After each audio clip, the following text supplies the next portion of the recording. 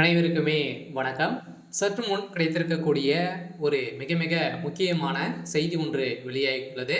சற்று முன் கரூர் வழக்கில் செந்தில் பாலாஜி குற்றவாளி என சிபிஐ விசாரணையில் பார்த்தீங்கன்னா இப்போ தெரிய வந்திருக்கு.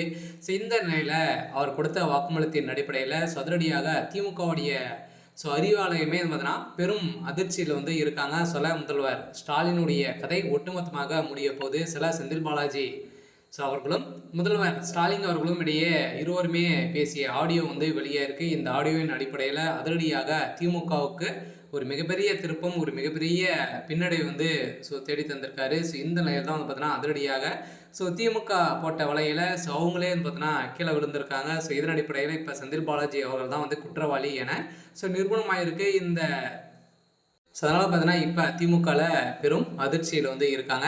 இதை பற்றி இந்த வீடியோவில் நம்ம முழுமையாக பார்க்கலாம். அதுக்கு முன்னாடி நம்ம சேனலுக்கு இப்போ தான் நீங்கள் முதல் முறையாக வந்திருக்கீங்க அப்படின்னா மறக்காமல் நம்மளுடைய சேனலை சப்ஸ்கிரைப் பண்ணி சப்போர்ட் பண்ணுங்கள்.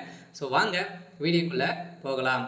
அனைவருக்குமே தெரியும் இல்லையா? கரூரில் பார்த்தீங்கன்னா விஜய் அவர்கள் பிரச்சாரத்தில் ஈடுபட்டும் போது ஒரு 41 கூட்ட நெரிசலின் காரணமாக 41 உயிரிழந்தது சம்பவத்தின் அடிப்படையில் இதில் நிறைய மர்மங்கள் இருக்குது அப்படின்ற மாதிரி பார்த்தீங்கன்னா தாவேக்காவும் அதே மாதிரி பார்த்தீங்கன்னா மேல்முறையீடு இட்டு இருந்தாங்க.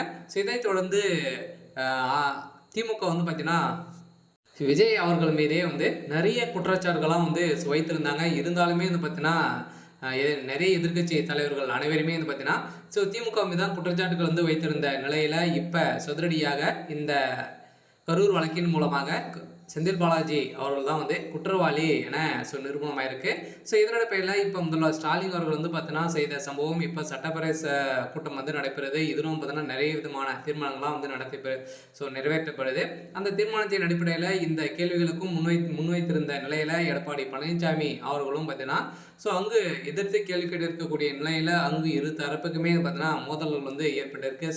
சட்டப்பேரவையிலே ஒரு மிகப்பெரிய பிரச்சனையாக எழுந்திருக்கு. இருந்தாலுமே இப்போ ஸ்டாலின் அவர்கள் பார்த்தீங்கன்னா இதற்கு விளக்கம் அளித்த ஸ்டாலின் அவர்கள் இப்போ இதற்கு பொய்யான ஒரு தகவலை பரப்பிட்டு வராங்க. இதுக்கு அனைத்துக்குமே திமுகவுடைய அரசு தான் பொறுப்பேற்க வேண்டும் அப்படின்ற மாதிரி இப்போ அதிரடியாக ஆளுநர் RN ரவி அவர்களுக்கு இடையே ஒரு மிகப்பெரிய சம்பவம் நடந்திருக்கு. பார்த்தீங்கன்னா அதிரடியாக சபாநாயகர் அப்பாவும் பார்த்தீங்கன்னா இது மாதிரி தான் தீர்ப்பு வழங்கியிருக்காங்க.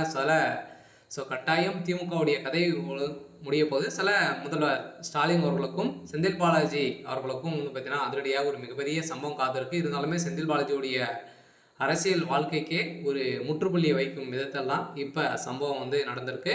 இருந்தாலுமே என்ன நடக்க போகுது அப்படின்றத வெயிட் பண்ணி பார்க்கலாம். இது மாதிரி செய்திகளை தெரிஞ்சுக்கணும் அப்படின்னா மறக்காமல் நம்மளுடைய சேனலை சப்ஸ்கிரைப் பண்ணி சப்போர்ட் பண்ணுங்கள். தேங்க்யூ.